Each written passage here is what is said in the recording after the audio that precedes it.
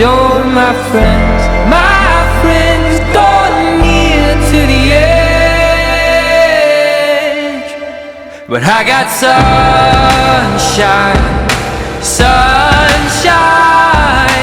all over me.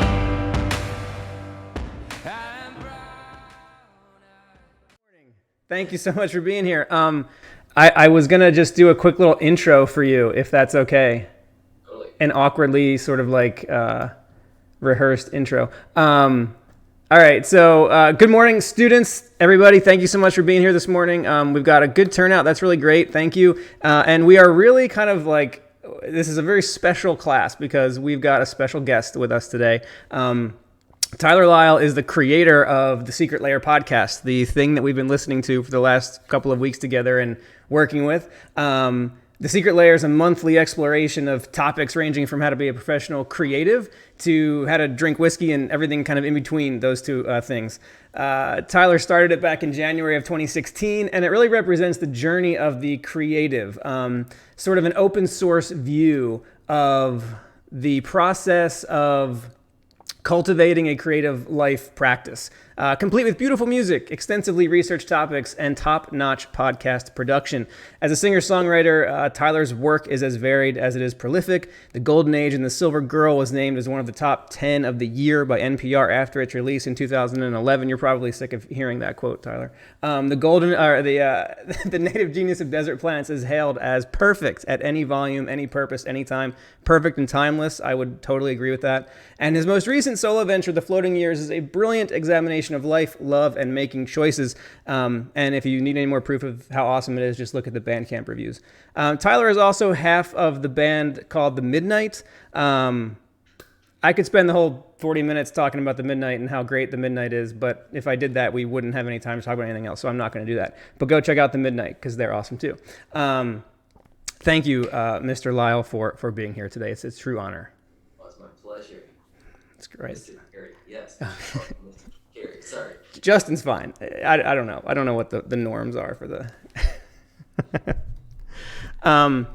So a little bit of background, I guess, to kind of get things started for us today. This is this course is called You Write 1104. This is a first year writing course at UNC Charlotte. So we're here in Charlotte, and obviously things are kind of weird this time around just because of everything that's going on right now and COVID and so this time we did the course asynchronously and online. But the point of the course is to kind of prepare students to become writers. And as I myself personally kind of got into the Secret Lair over the last year or so and found it and listened to it, it became very clear to me that the Secret Lair and the topics that you cover and the process that I feel kind of went through to create that is very much in tune with what we're trying to do in our first year writing program. And so I thought using the Secret Lair as sort of a textbook, I guess, for the class would be a really useful thing to do. And so, yeah, what do you think? Do you think there's I guess we can start there. Like, do you see overlaps between your work on the Secret Lair and maybe what a first year writing student might be going through in a first year writing course? Yeah, a lot of the work that I do now that is on the subject of creativity is largely directed at myself when I was 21, 22 years old and just starting out on this journey. A lot of things that I wish I knew, like you need to create rituals for yourself. You need to put habits in your day where your brain just knows that you're going to be at that open page for a set amount of time. Yeah, I think it lines up perfectly because these are sort of the habits that tease out the more sort of creative and soul-based and spiritual aspects of your own personality. And those are things that you don't generally learn in an academic setting.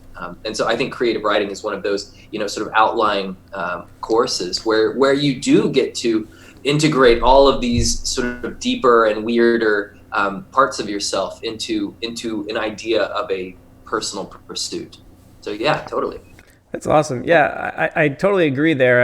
I think that is absolutely a big part of our curriculum and sort of a part of our objective in the course is this idea of identity.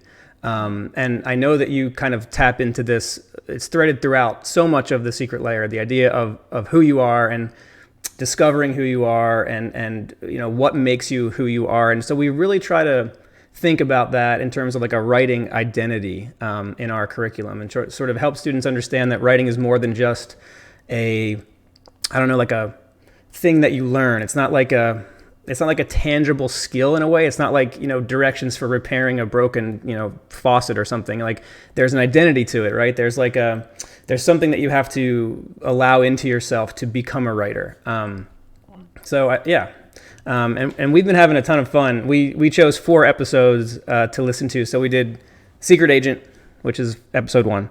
It must be weird. Is it weird for you to like it's a long time since you made that, right? Like, is it weird to like look back and listen to that again, or to hear people talking about that? Yeah, I listened to it again recently because I was thinking about starting the Secret Lair back again. It's been over 4 years. It very much speaks to where I was at the time. Yeah, totally. It's so funny. Yeah, it's cool. So we did that one, and then I thought The Gift and the Fool was a perfect choice because it talks so much about creativity and sort of honing those habits that you just mentioned. And then The Rise and Fall of Creative New York, I just thought was great too, because, as college students, I think it is this sense of environment change, especially in that first year, like connecting with new people, seeing new folks, that sense of a diverse community. And then we're kind of working on Road Trip this week. So this is week 4, so we're doing Road Trip this week. So we can talk about a little bit about that. But before we get any deeper into us just chit-chatting, does anyone in the class, do we want to start off with some questions or some just to say hi? Or you're welcome to unmute yourself and talk. Like, this doesn't have to be Justin and Tyler and then people watching us just talk. So please feel free to unmute and say anything you'd like or say hi. I'm a little nervous, so I'm a little chattery. Let's see if the chat is saying anything. It's so weird, like this Zooming, like a lot of my colleagues have felt like really challenged by this. Mm-hmm. And I've felt like perfectly comfortable because I've spent 3 years doing Twitch streaming. Totally. So some people are saying hi in the chat. You can see the chat, right, Tyler? I can. Hi. Cool. Yeah. Thanks, guys. Yeah.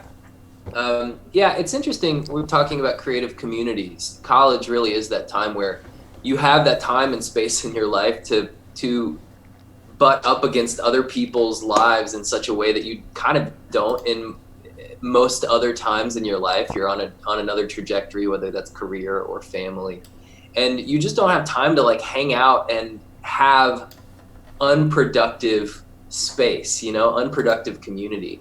And so I love that Zoom exists. Like, God, how could anything happen if it didn't right now? Right. But also there's something to the idea that everybody is sort of alone together here that I don't know, it seems a little I hope that this pandemic lifts and that you guys get to have together time, because it's really special and important to be able to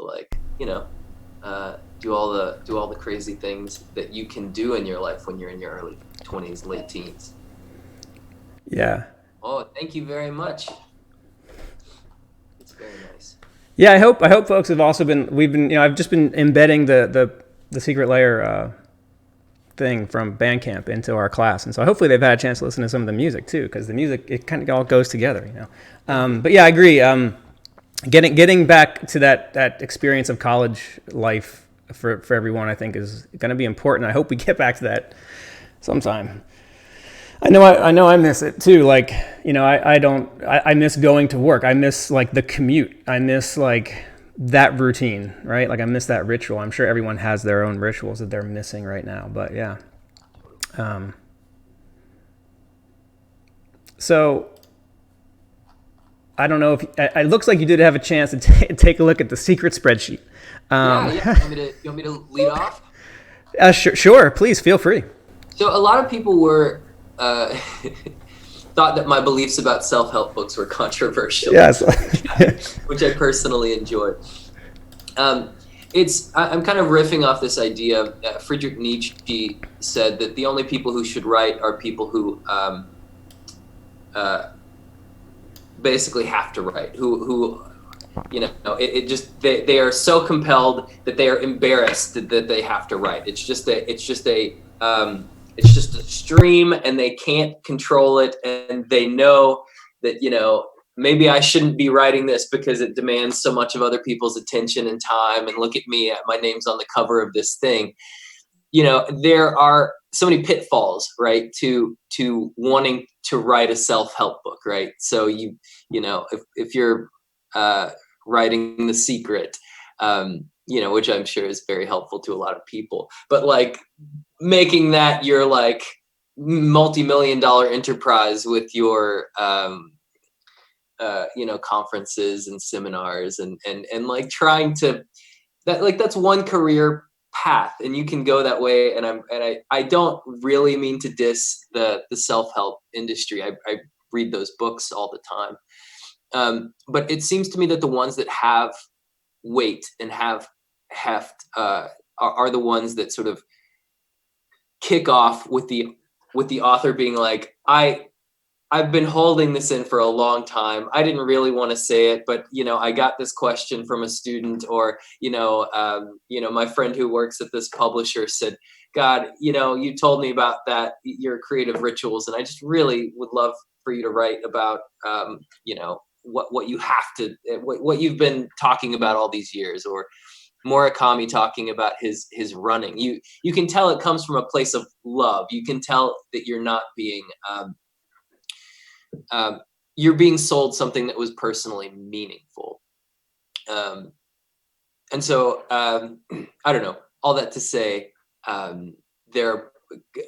don't really mean to crap on self-help books, that they're use them for what they were meant to be used for. I have read the beautiful magic of tidying up, or whatever that book is called. It serves a purpose in the world, but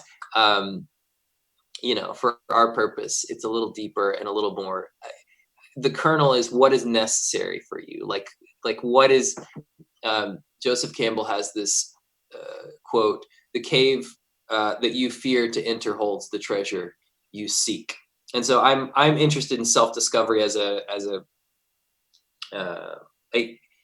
pursuit of courage, right? Of like the old hero, searching for the Grail, or searching for the, Atlantis, or like an Indiana Jones pursuit to dig up the buried treasure that's inside of us. And the more you start churning, like I've started working on season 2 of The Secret Lair, and there's this instance in Hindu mythology, it's in the Mahabharata, where basically the gods battle over this mountain, and they're having this tug of war with a snake in the middle wrapped around this mountain, and they're churning the ocean. And this is how the world is made. But out from the bottom of the ocean come all of these strange things, like bows and arrows, and poison and nectar and flowers and gems and jewels and all sorts of weird ephemera.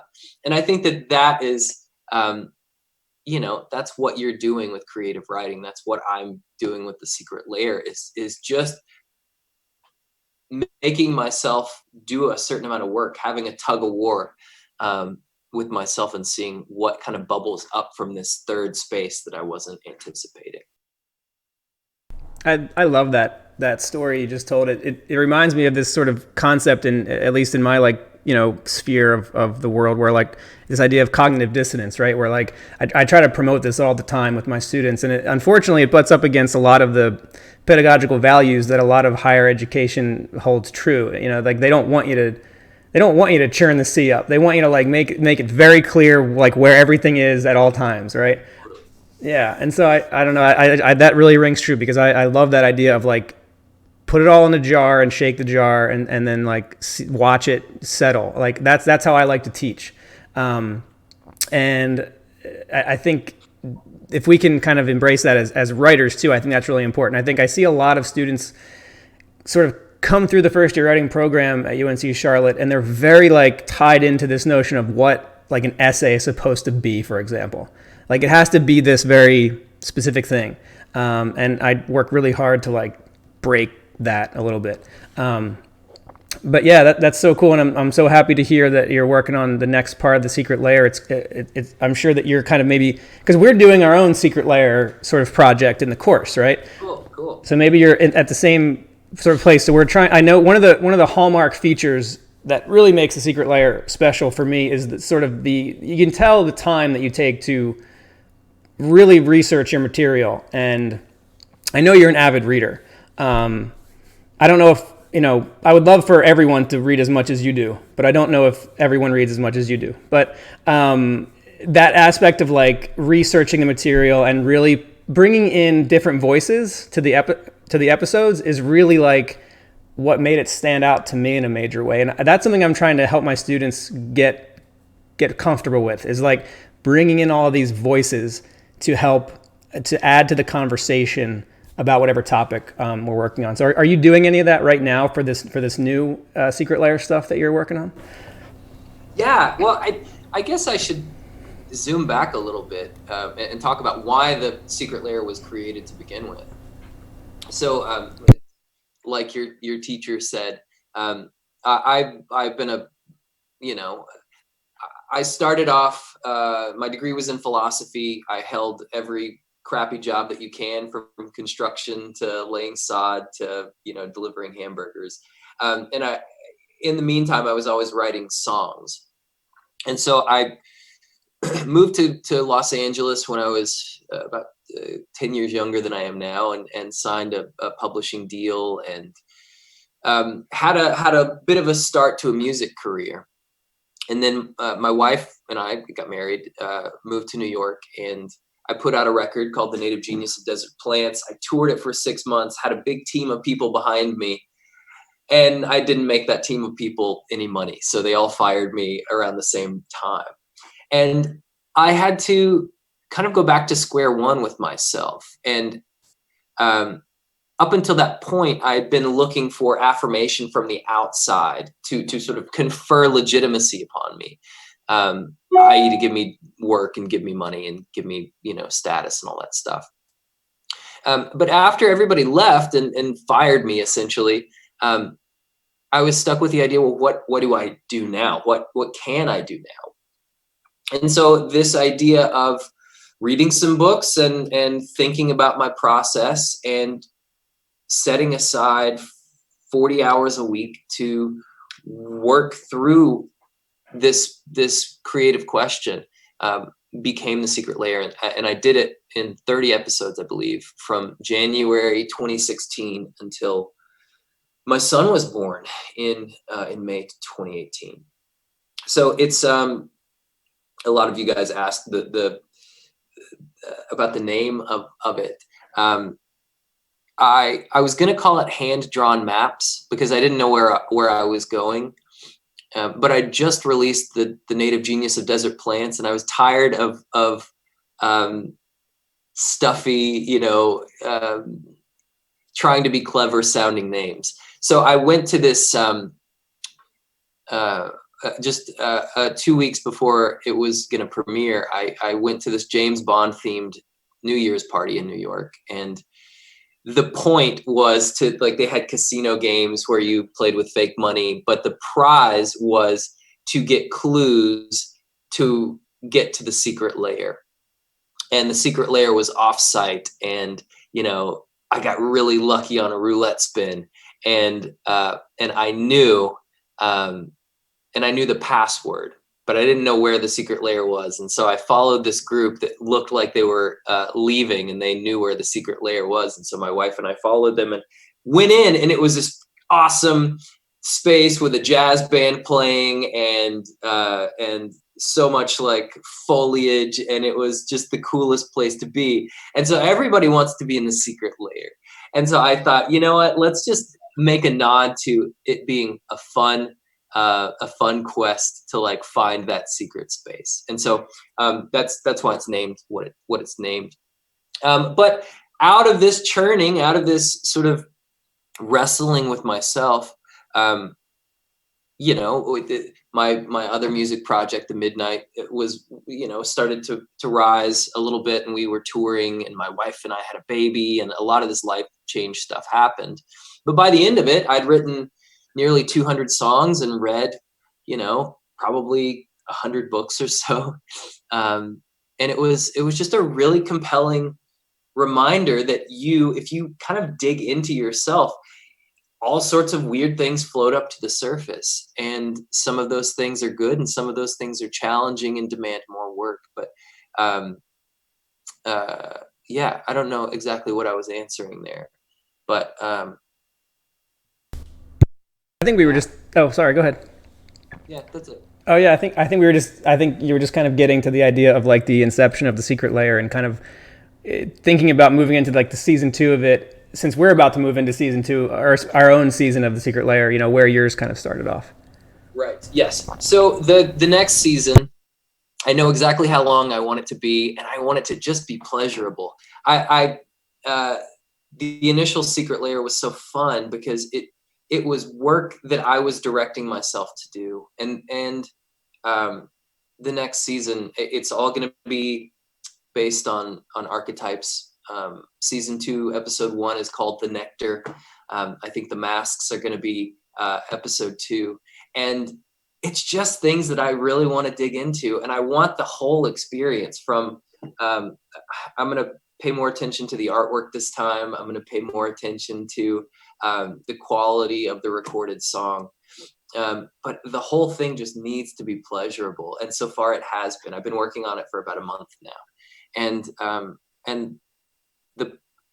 the wisdom that I've gained is that if you love it, it will be good, even if it's not executed perfectly well. I think what is truly conveyed is that I am interested in asking these questions and finding the answers in myself, and so it's so much fun, and that's, I think, the most important sort of fundamental ingredient to it.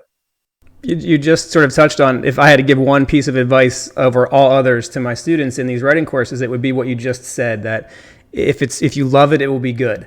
That's all that's the only song I sing in my courses is like, do work that you love. Work that you love is what's going to make for good writing. If you're writing about something just to complete an assignment or just to do something, it's just going to feel artificial, and no one's going to want to engage with that. And I can't stress that enough. Like, that's great how you just said that. So I'm so excited to it'll be fun to kind of, for us to watch the Secret Lair season 2 develop as we are developing our own Secret Lairs. So it's a really, really cool timing on that.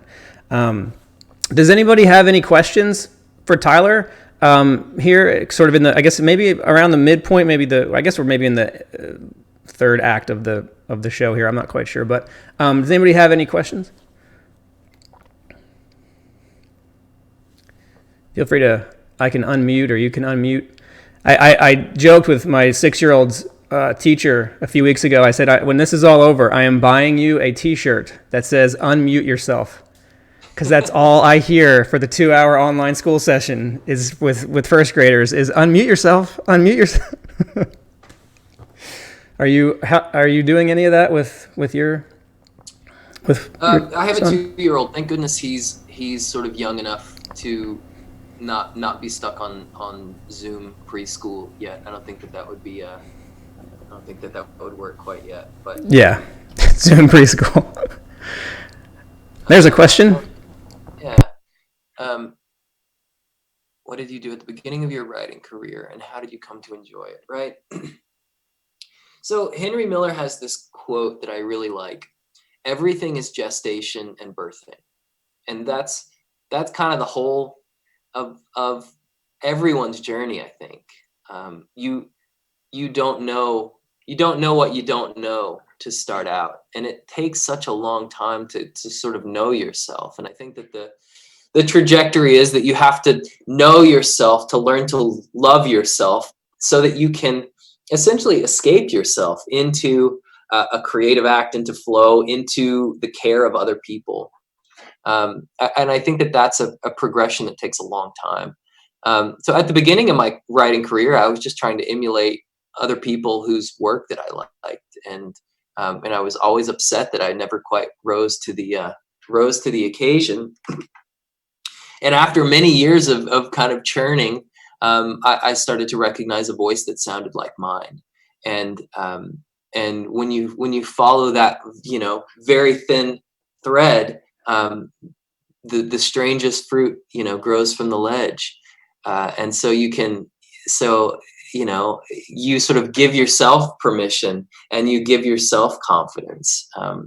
So much of what we're taught is so fundamentally wrong. You do need to learn the fundamentals. You do need to learn the rules so that you can break them.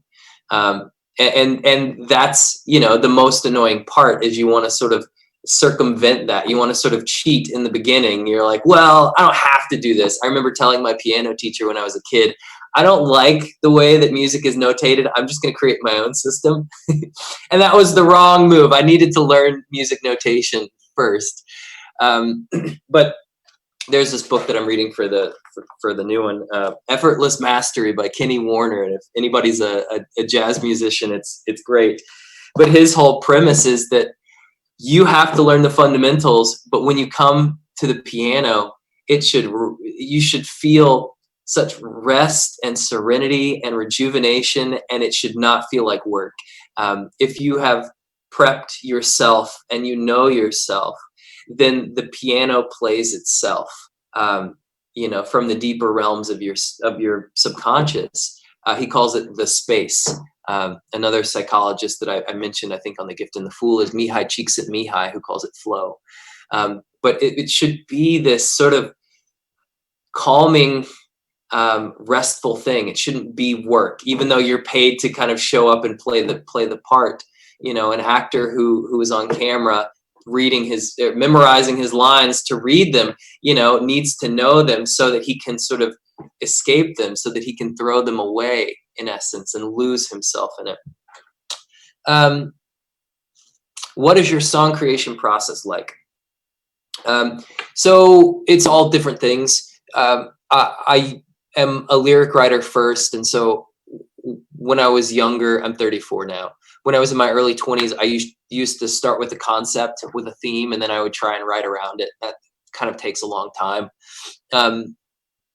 Now I like to start with melodies, but it tends to work best when they come together, when it's a pretty quick marriage,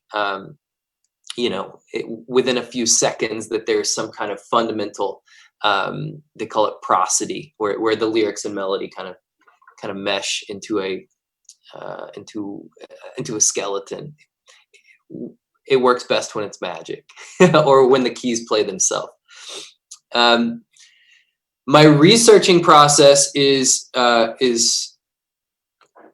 so I don't have a higher education. I mean, I have a bachelor's degree in philosophy, which I was a B student in college. I'm not an academic. I am not an especially sort of clever sort. I don't research things well, right? The Secret Lair has basically been my own creative writing course for myself all these years. So my research has just been to sort of find the shining things and to dig into those. And the things that I love usually end up making it onto the page somehow, and the things that I don't end up caring about, fall by the wayside, which I think is better for everybody involved. So my research process is just genuinely being interested in answering a question as best as I can. Yeah. Thank you so much for all those amazing responses to those questions. And thank you, students, for asking those questions. Those are really good questions. There's absolutely some of the things I wanted to get to. And it's really interesting. A couple of things. Hearing you talk about, you use that line about the strangest fruit grows from the ledge, which that's great. And it's funny because I'm hearing you talk about the deep churning now, like the ocean. So maybe, I don't know, maybe we've moved from the ledge and there's some strange, weird ephemera. You said that earlier too. I'm waiting, and there's going to be a song somewhere down the line called Weird Ephemera. But we've moved into the ocean now. We're maybe away from that fear of choice on the ledge, and now we're down into the blindness that is the ocean and trying to find. Anyway, sorry, I'm just. Oh, I like that. Well, the secret agent was the fear of the ledge, right? It was Right. the dizziness of freedom, and I guess we're past the ledge now. Yeah, we've jumped into the water. I don't know. And then the other thing you said, what did you say? The thing about, and this is like, I heard it was like my own words echoing back to me. You have to learn the rules to be able to break them.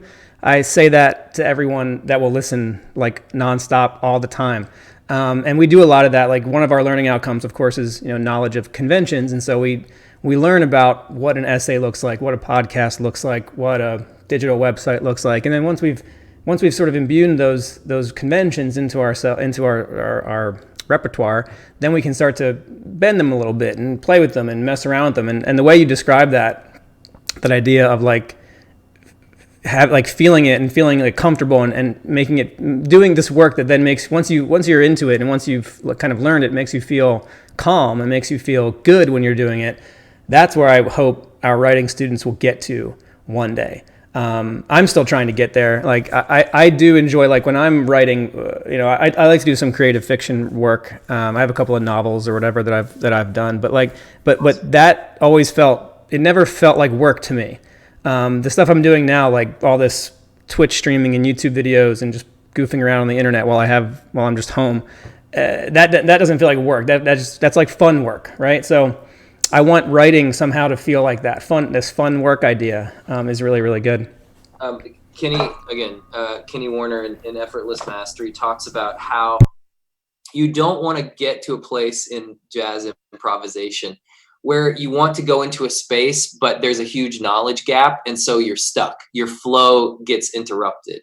And so you approach the conventions, the rules, with a sense of like love and sort of wanting to devour them, so that when you are in the space, when you're in the flow, that it doesn't get interrupted. You want to use every tool at your disposal to create that, that personal imprint that you need to express. And to do that, you kind of have to fill in your knowledge, which is good for me to hear too, because I mean, there are so many big gaps in my knowledge musically. I'm not a great producer. I'm not a great, instrumentalist. I always approached it from 3 chords and the truth. And I dug that well pretty deep, but I didn't branch out very far from that. And so now I'm like, what else could I do if I, learn to play bass and program drums, and like, what does a song look like if I opened up some more tools for myself? And rather than that, stifling me, it encourages me. And so whatever you're trying to do in your life, I would say, learn as much as you can, so that you can trick the process, if you will, so that you can learn how to get away with more. If you become an expert on the thing, then you get to make that thing your own. And that's so exciting and so freeing, and it takes a long time to do. But I would say, if I could go back and tell myself something, 10 or 15 years ago, it would be just learn everything. Everything that's interesting, everything that feels tedious, you will be able to consume it and use it one day to create sort of the most free and flowing and interesting and shining version of whatever you're doing, whether that's in business or whether that's in the field of creativity or whatever you're doing. I love that. I think that's so true. I think that's the key, right? Like I mentioned earlier how I have felt very comfortable in these online teaching spaces because for 15 years I've been like a champion of digital and online teaching pedagogy. And so like I spent 15 years like really learning how to do all that stuff and feeling really comfortable in those spaces. And so finding myself here now, I feel like I can just riff and just like do whatever I want to do in these online spaces and create course material and content that's engaging and interesting and not have to think about that too much. And then not having to think about that too much frees me up to be able to do other stuff. So like, I think this concept is applicable to really everything. Like, and I love what you just said about learn it so that you can kind of make it your own. I think that's really important, especially for writers. We got to learn the tedious stuff so that you can make it become fun work. We're getting close, I think, to the 40-minute mark, which I think is what we had aimed for this session. Okay. I don't know how we want to end. Like, I don't know what the last part of this is. We could have some more questions. I could put in a request for the Secret Lair Christmas album to be released to the world. I don't know. Is there anything else that you'd like to touch on, Tyler? Let's see. I made a couple notes up after reading questions. Somebody asked what creativity was, and I thought that that's such, God, I recognize how me sort of droning on about creativity as a professional creative, it sort of feels divorced from the real world and divorced from, like I got to wake up and I got to go, do courses that I'm less than stoked about today. Or I got to wake up and go to a job. And then like normal lives are so often packed full of unfun things. That the pursuit of creativity is sort of the last bastion of a secular spiritual pursuit that we have. It's mysticism, or it's depth psychology, or it's art history, or it's whatever thing that makes you feel alive.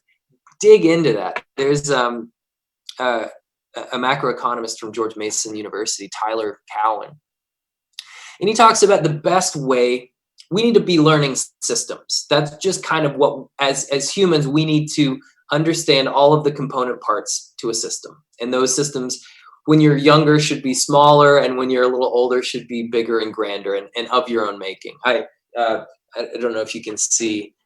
This is my modular synth. Each little part of this thing is a little cog, and I get to put the machine together in a way that serves my aims and purposes. But Tyler Cowen says that the best way to learn a whole system is to ask a very specific question. He talks about like fashion in France in the 1800s. Like if you dig into that one really specific area, you're going to learn a ton about textile trade and about the history of war in Western Europe and like all of these things that you didn't intend to learn. You're just going to absorb through osmosis from asking a very specific kind of pinhole question. And I think somebody said that they were wrestling with this idea where I said everybody's interested in something, right?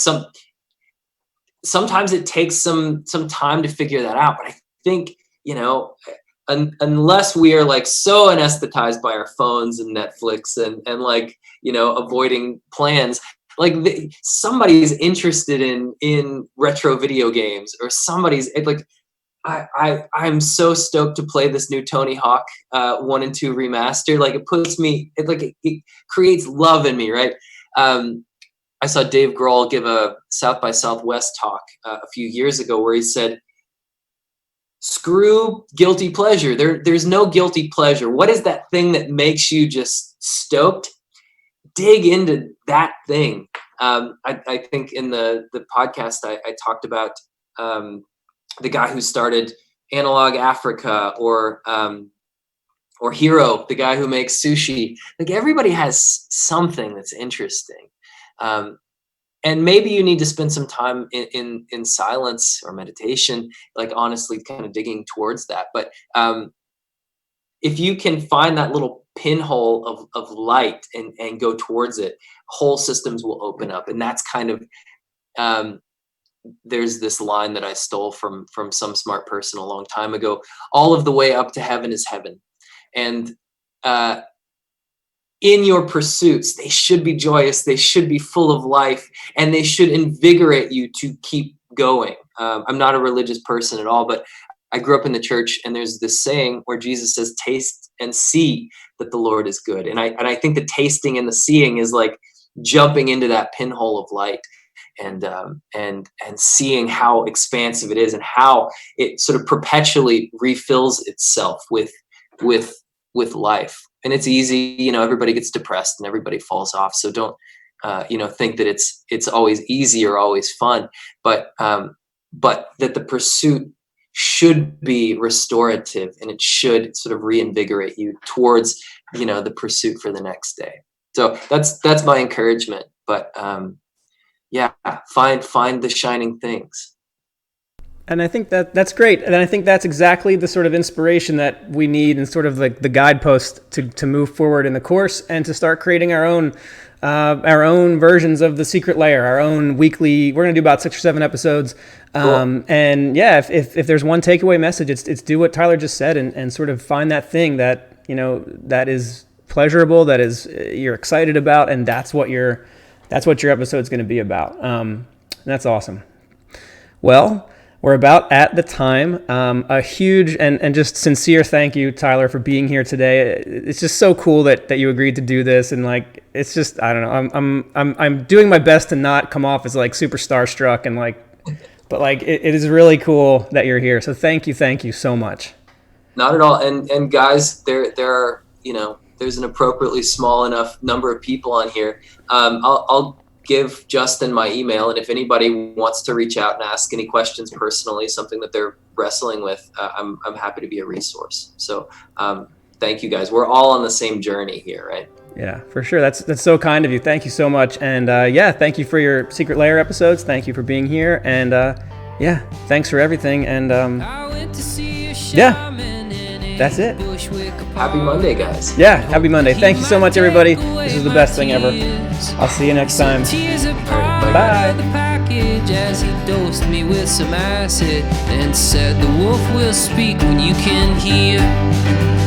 And I was sitting on a mountain looking at the boundary. I saw a shepherd pass along the ledge, and I joined her at her fire. As I sat down beside her, I said, shepherd, why am I here? She said, whatever you have to give it up. For whatever you have to give is enough. The secret is a circuit, the brush fire blooms, the orchid, the tomb, the cradle and the bloom. Then I wandered to the levee where an old farmer met me. I said, old man, what's a life supposed to mean? He said, you just make the dirt say beans instead of grass and weeds, and you die when you get as old as me. But a poet passing by, he said, no one ever dies. We just folded back together in the sea.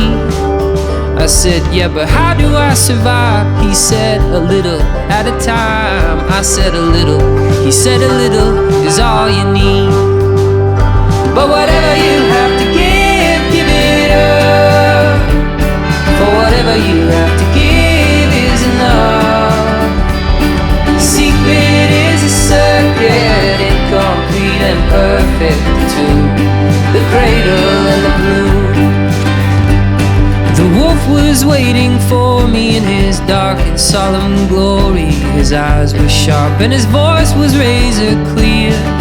He said, you've trusted a deception and you've lied to your reflection, and the fiction you made cannot get you there. To the end of being free, there ain't nothing you can't leave. Strip away till you feel both directions pull. And then finally I believe, as clear as I could see, I was at once the shepherd and the wolf. Whatever you have to give it up. For whatever you have to give is enough. The secret is a circuit, the sacred and the worthless, the tomb, the cradle and the bloom. I woke up in that apartment and said to that phony shaman, write this down before I forget. We are as gods, and as gods we are to start getting good at it.